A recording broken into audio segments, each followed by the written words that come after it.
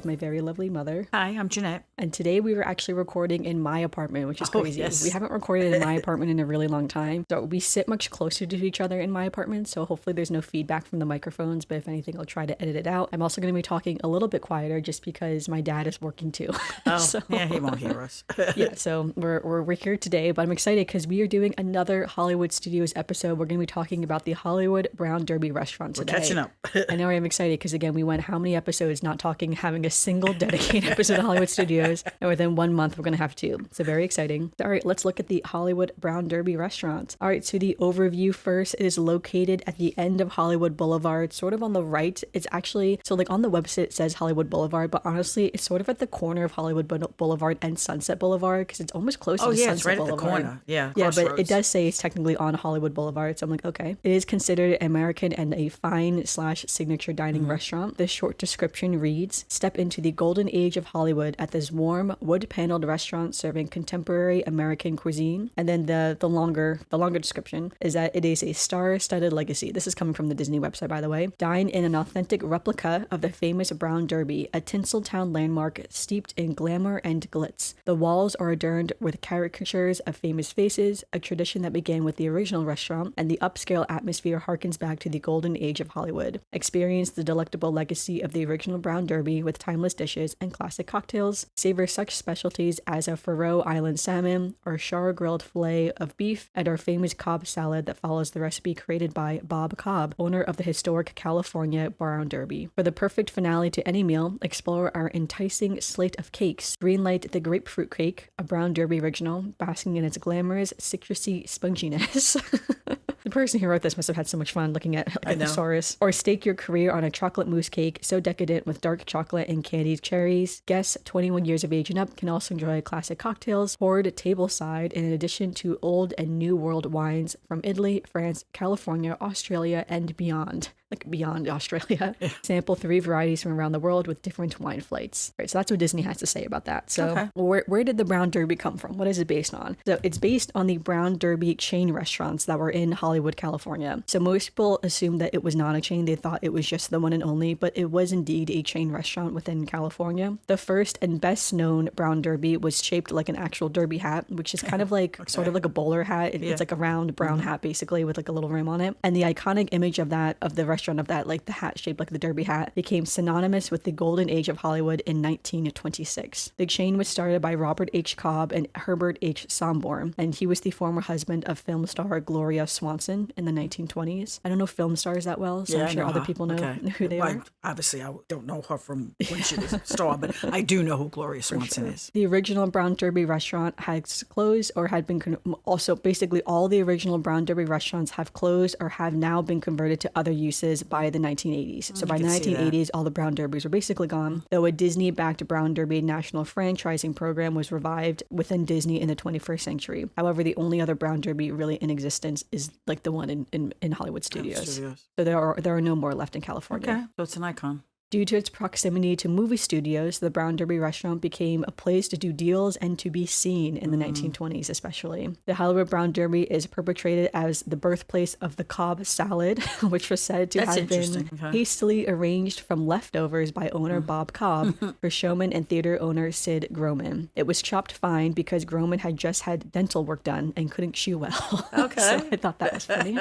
Another little fun fact was that according to Shirley Temple, the non-alcoholic drink bearing her name was invented at the Brown Derby in the mid-1930s. However, Temple herself never actually liked the drink and noted her personality rights had been used for the drink without her permission. Okay. I will say there's a lot of other information about the Hollywood Brown Derby, like the original Brown Derby restaurants, that I'm not going to fully dive into. Because of the time that it was, it's just that classic. I will say there was a lot specifically about the stars at the time, like who came in there, what deals were done in there when I was researching this, but I will say I don't really know movies that well, so that when I was reading it, some of the stars didn't stand out. I would truly just be reading names and things that I didn't know. And when I was younger, they were like the classic old stars that my parents, would watch and do. Yeah, and as kind of Disney hinted at as well, this was one of basically the first restaurant that would put up, like if a star came in and and ate there, they would take the photo of them and put them on the wall. Sign it. So they had like they started that famous wall of like all the famous stars coming and eating there. So that's originated, what they say here. So the original Hollywood Brown Derby restaurant closed for the last time at its original site on April 3rd, 1985, and it was in a result of a lease dispute. So the building was then later occupied by the Arabad Continental Restaurant when, in 1987, an early morning fire destroyed the kitchen. Wow. After the fire, the building deteriorated further as it remained unoccupied and suffered frequent break-ins from squatters and, just teenagers. Then as a result of and it gets worse, as a result of the damage caused by the 1994 Northridge earthquake, the building at the 1628 North Vine Street was declared unsafe by the city of Los Angeles and was the first building in Hollywood in order to be demolished. Within the next month, it was demolished and the building was gone. And I believe now a series of a complex of apartments is now standing. I'm surprised it's not a parking lot. Okay.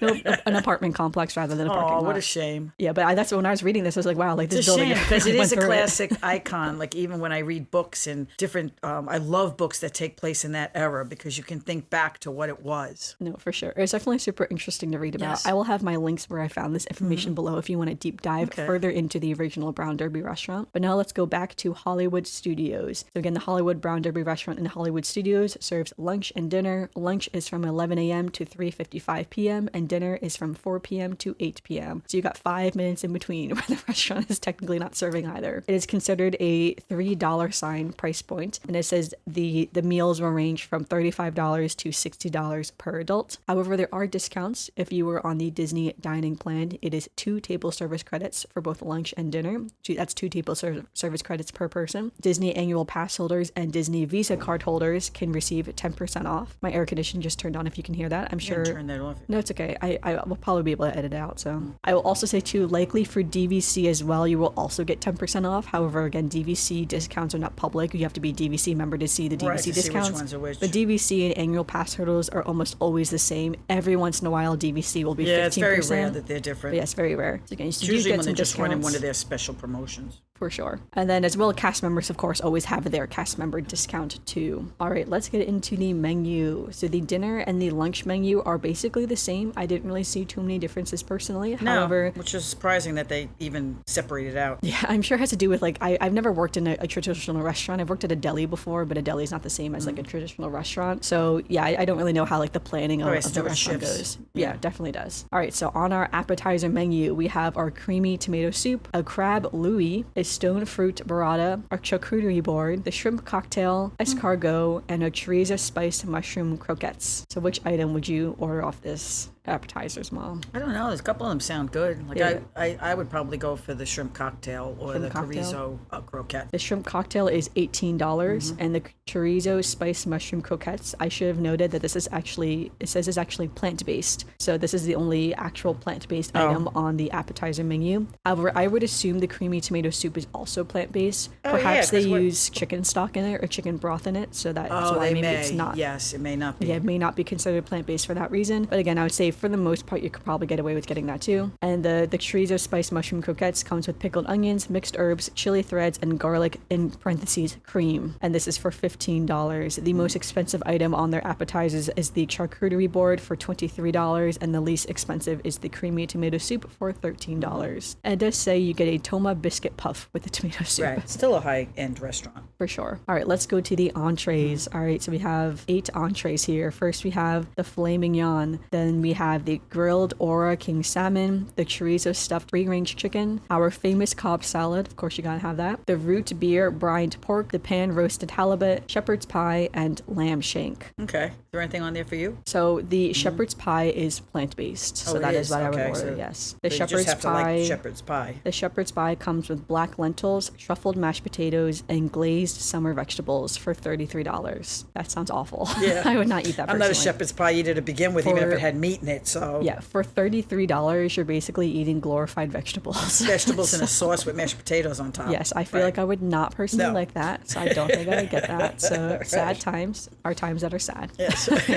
Would you get the filet mignon? I'd probably just get the filet mignon. I think it's what I had the last time I was there. The filet mignon has mushroom risotto, roasted asparagus, black garlic butter, and Madeira sauce. Yeah, typical steakhouse filet mignon. And that is the most expensive item for $49. Right. All right, let's go to the enhancements. So this is probably what I would actually end up ordering from. They have the shrimp macaroni and cheese, the crispy haricot verts, and spoon bread, which is lavender honey with lavender honey butter. Never really heard of spoon bread before, but I probably would get the macaroni and cheese and just ask to leave the shrimp off.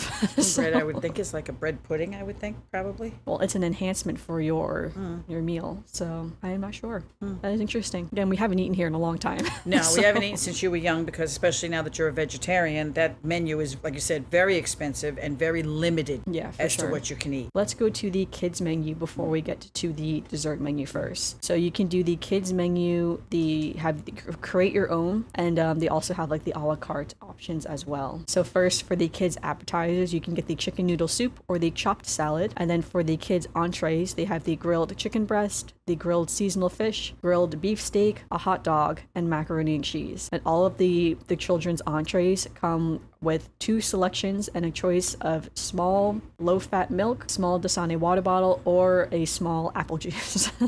And then for those 2 selections that you get with the entree, the kids can pick from seasonal vegetables, mashed potatoes, roasted sweet potatoes, baked potato chips, fresh fruit cup, apple slices, and strawberry and yogurt parfait. The kids menu is more appetizing. I was going to say the kid menu has more choices than the adult menu. Yes. All right, and let's go to the desserts finally, but not least. First up is, of course, that famous grapefruit cake. It's funny because I feel like grapefruit is so polarizing. Some people love grapefruit, and then I can't have grapefruit. When you take a statin, you're not allowed to have grapefruit. Yeah, that's just saying. Well, some people hate grapefruit. It's like it's a very polarizing fruit.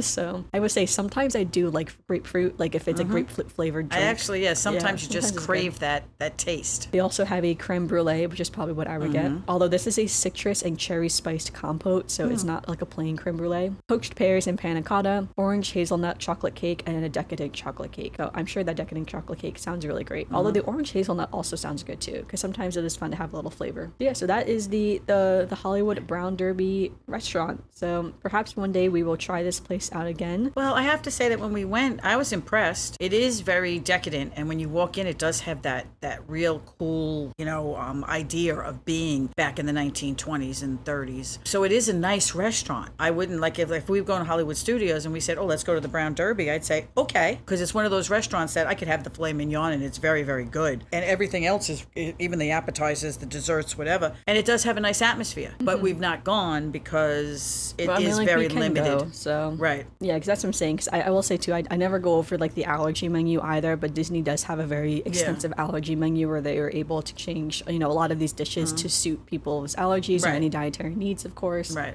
Always just keep that in mind that whenever you go to any restaurant, just let your server know, and they will always work with you. It is pretty now because they even have an outdoor section now too. They do have an outdoor section. They have that little outdoor section with the tables and the umbrellas, and when you walk by, it does look very nice and relaxing to go there and sit and have a nice meal out on the patio there. Yeah, for sure. All right, so maybe one day we'll try it. But yeah, let us know on our Instagram, Almost Amanda X. It'll be linked to the description. Is the Brown Derby restaurant one of your favorites? Have you been to the OG Brown Derby restaurant in California? We'd love to know. Or do you live in the apartment complex that the Brown Derby used to be? Over that area. Yeah, I would love to know. Definitely let us know your thoughts of what should I order when I go there. And yeah, let us know. All right, for now we will transition to a little bit of Disney news. So I thought about doing a whole episode on this, but the thing is though, by the way we record and when we put out our episodes, it was going to be 2 weeks too late. So we're like, okay, we're not going to do a full episode on D23 because at this point every other Disney podcaster is doing it. has already There's so talked much about going it. on this time. All the news has been out now for 2 weeks, so it's like everyone's already known everything. The shock is gone. But I still did want to talk about some of the things that I thought was super exciting. I thought was really interesting. So again, D23 was 2 weeks ago. This is the big convention that happens every other year that Disney does. They consider it a fan it's only convention. every other year? It's every other year, yes. Okay. And so yeah, it's considered a fan convention. So lots of people go and cosplay. And this is also where they will announce basically the big picture for usually the next couple of years.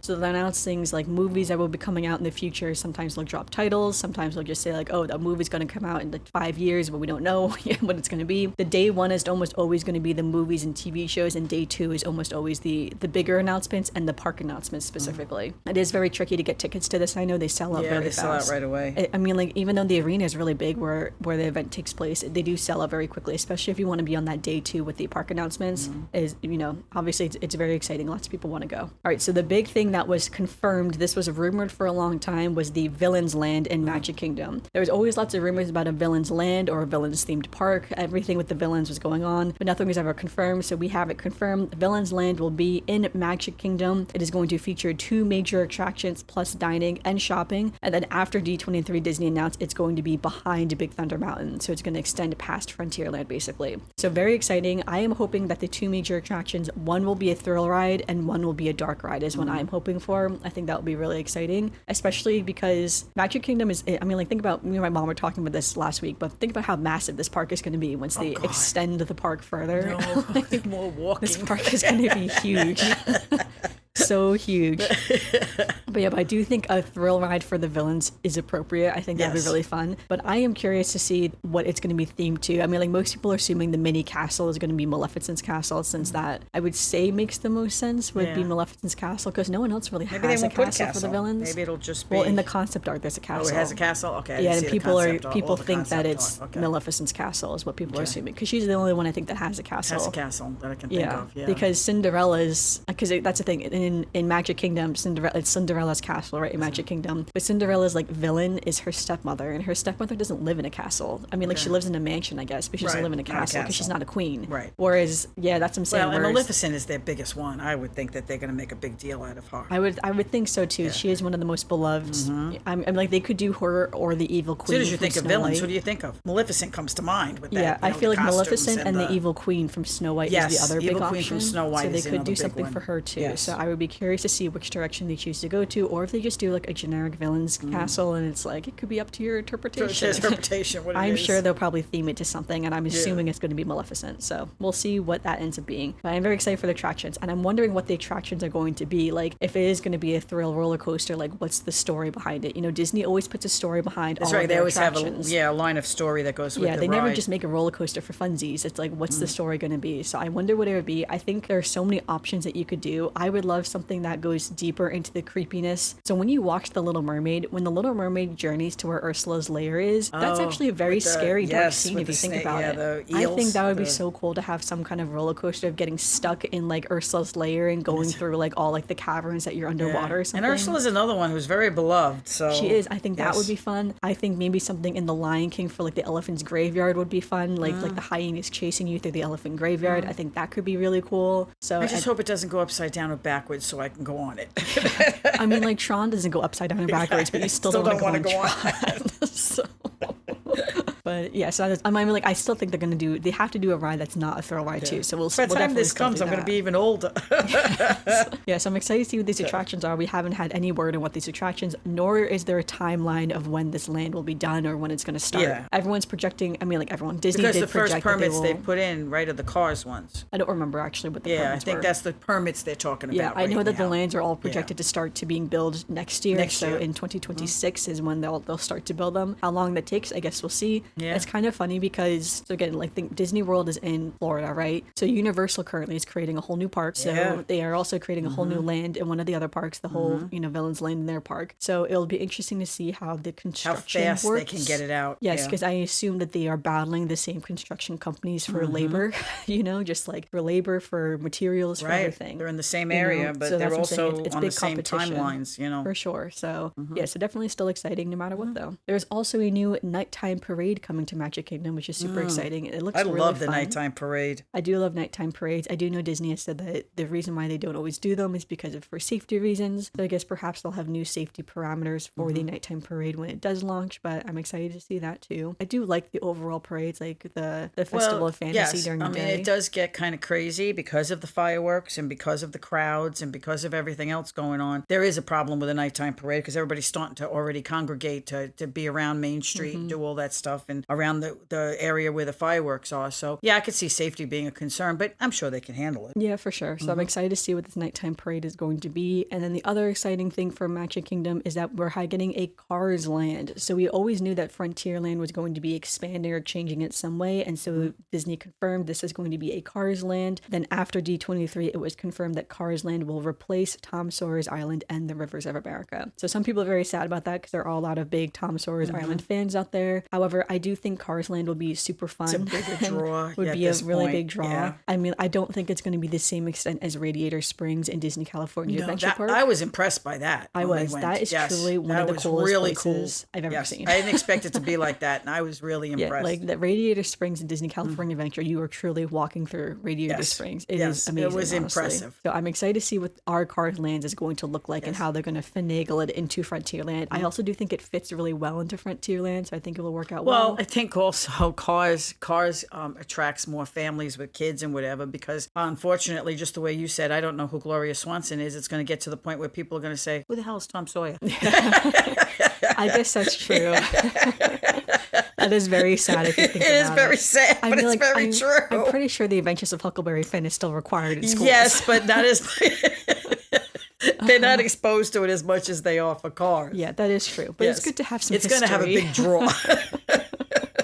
And I do think Cars is fun though, because again, Cars is a major franchise. And Yes. they have 3 movies, multiple TV yeah, I'm shows. telling you, it's going to be a big draw. Yeah, for sure. And it's like I know a lot of little boys in our lives love the Cars and franchise. it is entertaining. Girls I mean, do just too, the but cars themselves are entertaining when you listen to them or you hear them go back and definitely forth. fun. So I'm excited for Cars Land. And then the other, I feel like, major announcement was a Monsters Inc. land coming to Hollywood Studios. And they had confirmed as well this will have a suspended roller coaster. This is basically something when new. you sit in the seat and your feet dangle, basically. And the suspended roller coaster. And it's funny because Josh actually said that, as Josh Tomorrow, he actually said, and it's like when you watch the movie, what's the first thing you want to do? You want to be with Mike and Sully on those doors, zooming throughout where all the doors are. And he was like, that's what the roller coaster is going to be. Right. And I remember when the movie came out, a lot of people said that. How fun would that be? So they're actually making it. So it looks really fun. They've actually released a lot of information about this roller coaster. They've released the whole track. So I you know. can I even saw stuff about it. Some renderings of it. Yeah, so you can actually find what the entire track is So going they've to been look working like. on it already. The Hollywood Studios, well, I should say Disney has not announced yet where Monsters Inc. Land is going in Hollywood Studios. There's a lot of speculation it's going to take over the Muppets area. However, I don't know. No one has said anything yet. Some people are saying there is space in between areas. The other people are saying, no, there actually are buildings there, because that's like where the cast members have break rooms and stuff like that, or other preparation rooms, for costume and makeup and everything. So yeah, so it's not been confirmed yet where Monsters Inc. Land will go. I am hoping they just extend the park, if I'm being honest, because that way they just have more land to actually create a full land, kind of like Toy Story Land and Galaxy's Edge. Right. Like those are really full, fleshed out areas, where the area where the Muppets area is, Grand Avenue, is Kind quite of central. small. Yeah. And according to the concept art, I feel like they're going to need more real estate to put in Monsters Inc. Land. So I'm excited to see what they end up doing and where it's going to be. But as of right now, we don't know. So, and Disney hasn't announced it either. So I gave you enough information. yeah, no one knows where Monsters Inc. Land is going. The other announcement for Animal Kingdom is kind of just things we already knew, so things they've already announced, but just confirmation of things. So for instance, the Tree of Life is going to be, the Bugs Life show in the Tree of Life is going to be replaced with a Zootopia show. That will be opening in 2025 is confirmed. And they also just confirmed a few more things about the South America themed land with Encanto and Indiana Jones as well. So again, things that we kind of already knew about the area, but them just confirming what it's going to be. So that was exciting too to hear. I would say Epcot got basically nothing. I guess Epcot did do the whole, they just redid the entire front of Epcot. So I realized Epcot's been under construction for like 4 years. So they're finally finishing everything with Epcot. The only thing they announced for Epcot was the Spaceship Earth Lounge was going to go into Epcot somewhere. But if I'm being honest, I was really hoping for a new pavilion announcement. Yeah. And of course, there was no new pavilion announcement. I didn't think there was. There was no rumors about a new pavilion. But yeah, Well, they no do have new one pavilion space where they can announcement. stick a pavilion. They use it for like event space and stuff. And Yeah, well, they have multiple areas around Right. the World Showcase where they could they fit could have, pavilions, but- but no new pavilions. So maybe one day we'll get a new pavilion. We need someone to invest like $2 million into Right. this the country to come in and say, okay, I'll do it. to give us a new pavilion. So that's I my think hope. with all this stuff going on, it'd be very interesting in 2025 if the crowds decrease. Because you know how sometimes they wait? People I will say, know what well, you if I'm mean, going to yeah. go at the end of 2025, I might as well wait till 2026. Because by the time I get there in 2026, all this stuff will be open. All the new stuff as will be opposed to open. some people don't go every year. So I wonder if the crowds will lessen a little know. bit at the end of 2025 for people waiting for all this new Yeah, I stuff guess to come once out. we have more confirmed dates of when this stuff will open, especially the Villains Land. Like Right. when they it say may change the flow of for crowds. sure, like if they say they're projected to open Villains Land in like the summer of 2026, let's say, if then people are like, oh, maybe I'll put off my vacation until 2026 or Right, until it's 2027. open. Because like I said, a lot of people spend a lot of money to go, and they don't go that Yeah, for often sure. because Especially it's the an international expensive crowd, though. Right, vacation. So maybe that'll change the dynamics right before everything opens. Yeah, so I guess we'll see. There was a lot announced for our international parks as well. I won't go through all of it, but the big thing that I thought was really exciting was a Lion King themed land in Disneyland Paris. So I thought that was super cool. And so they're actually going to build Pride Rock, which I thought was I think amazing. that's so cool. So I'm hoping they actually do it to the full scale of it, because I feel like when I walk through Disneyland Paris and Walt Disney Studios, it's definitely not as grand some of the areas as Disney World, and then other areas are very grand. Like it's such an interesting park because some areas you can tell that it's like, oh yeah, it's like it's like, for instance, some areas are like, again, so well done and so thought through, and then other areas I feel like, especially in Walt Disney Studios, it was like an afterthought. I felt like, so I'm excited to see what this land is going to look like, where it's going to be, how they're going to theme it, what rides and what restaurants are going to put into it. They didn't announce too much about it yet, so just basically that it's coming and that they will start construction next year. So exciting for Disneyland Paris. All right, let's go to some Disney birthdays. There are actually no Disney birthdays this week, but we have one birthday on August 21st, my friend Abby. So happy birthday to my friend happy Abby. birthday. And also on August 25th, it is my best friend's mom's birthday. So happy birthday also to Kathy. So happy birthday, Kathy, as well. My friend too, Kathy. And that brings us to our final segment, which is our Disney memory. Do you have a Disney memory for today's podcast? Disney memory is just, I guess, going to Brown Derby, because I remember when you were kids and we went, it was very opulent. And I have snaps like in my head, like when we went there, because it was so long ago, obviously, you don't remember everything. But I also remember that we did that because we went to see Fantasmic. We did the dinner show. So that's what we did. We went to Brown Derby for dinner, a sit-down dinner. And then, of course, they gave you the entrance, the side entrance into Fantasmic, so that we had good seats in Fantasmic. So I remember sitting there waiting for Fantasmic. And I remember it was a nice night and it came out. It was a really good show. So I remember the night. I remember going and being there. I don't remember what we ate, what we did, whatever. But I remember being in the restaurant. And like I said, it was a very nice restaurant. I remember it being a very nice time. Yeah, I'll say I don't really have any memories of eating at this restaurant or anything like that. Yeah, you were very young. I do remember going to Fantasmic, of course, and seeing the show of Fantasmic and how fun it was and how great it was, and still like such a beloved show in Hollywood Studios. And it's one of those things where, if you really think about the price that you're paying to get into the park, but if you really maximize every single thing that you can do in the park, every show that you can see, you do get a lot for the price that you're paying. So it's not like you're paying, $160 for just a day. to walk around and go on some rides. Yeah, and then there's nothing for you to do, And so. Fantasmic was new when we went to see it. It was like it had just come out. And that's why we decided to go get the dinner package so we could go and sit down for dinner and then make sure that we could get to see it. Yeah. Do you think the dinner package was worth it to do? I think Or at the do you time think- it was. We don't do that. Well, the joke was, is I do remember that when you go in, we sat down. Of course, we had really nice seats. And then when it gets really late and people are coming in and they need to find seats for people, they make everybody like stand up and get closer together. Yeah, they literally would like squish together. Squish together, everyone. squish together, squish together. So all these people coming in late, they're calling them down and putting them in the front seats because now they've had everybody squished together.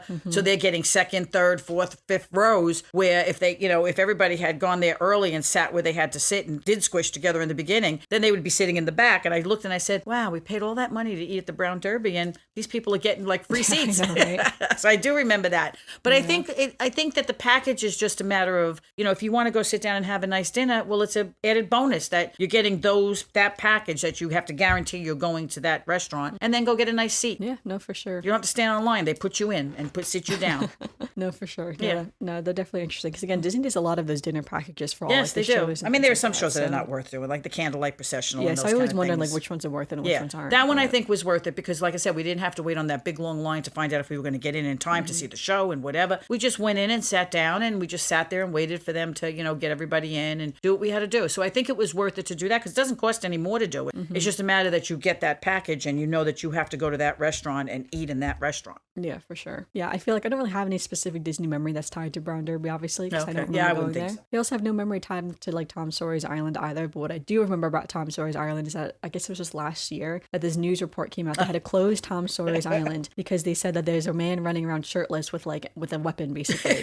So they closed the island, and basically what happened was that a small child was running around shirtless, and he pulled off one of the prop axes off the wall and was running around with the prop axe. That caused this huge thing going on Tom Sawyer's Island. But the headline was so funny though. Obviously. I do remember going to Tom Sawyer Island with you. I mean, I remember running around. I remember they have like a little fort in there and different things. Yeah, I and don't remember it too much, honestly. So I vaguely remember like some of the bridges and walking walking around on it and everything. Yeah, but I think 2 just grand. like a free space. Technically, it was like more or less a chance to like just run free and just like, you know, especially for young kids, especially for Luke, who always had so much energy that wanted to run around all the time. It was a good place to go and explore and do things like that. And they had that rope bridge you had to walk over. Well, that's why I hope that for Cars Land, they still have some kind of play area for kids. That would be really fun, because you do need those things during the day to get the energy Yes, to out. get the kids' energy out, because you're standing on all those lines and going on all the rides and waiting in line to go, you know, waiting to go to dinner. And, you know, so you do have to have those spaces where when you have kids who have that extra energy, they need to let it out a little bit so that they're not kind of constantly like, penned for instance, I really remember the Boneyard in Animal Kingdom.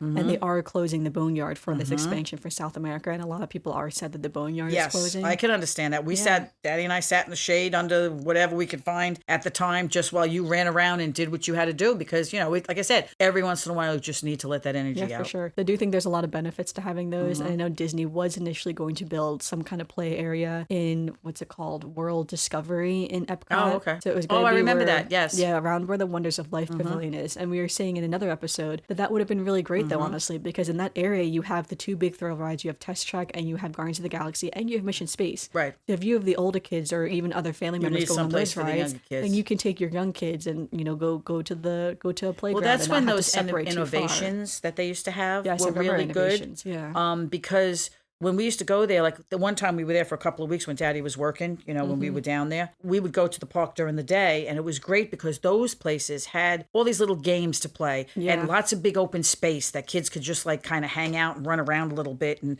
you know, the parents could sit down and the kids could just have some space to do. Those innovations places were really, really good for that. I guess when you first looked at them, you would say, oh, well, that's just more interact. No, they had other spaces that the kids had. It was open. It was airy. There was things for them to do or things for them not to do. So I would think that people who have kids would miss those innovation spaces. Yeah, I do. And my brother always says he misses innovations because he loved innovations. He loved playing those games. I was never good at video games as a child, so I did terrible at every single one of those games. Now we're really exciting the memories now. Another memory in innovations. I remember there was this game where it was 4 kids were playing. You have to wait on this line to play this game, and then you would play like either like Mickey, Minnie, Goofy, whatever. And it was like a tag based game, so you were playing tag. And if you were what happened was that there was this train that went around like the course, right? Or not the course, but like the land that you were playing the tag game in. And I got stuck on that train. I could not feel like me get off. Like every time I tried to get off, I kept getting back on the train. And I just spent my whole turn on this stupid train. And I was it. So then I lost the game technically because I couldn't get off the train, which is so stupid. But also looking back, I was like one of the youngest players to play the game. So people just probably thought I was too young to play. I probably was too young to play. Yeah. But I don't know. I just remember being so annoyed being like, why am I stuck on this stupid train? So...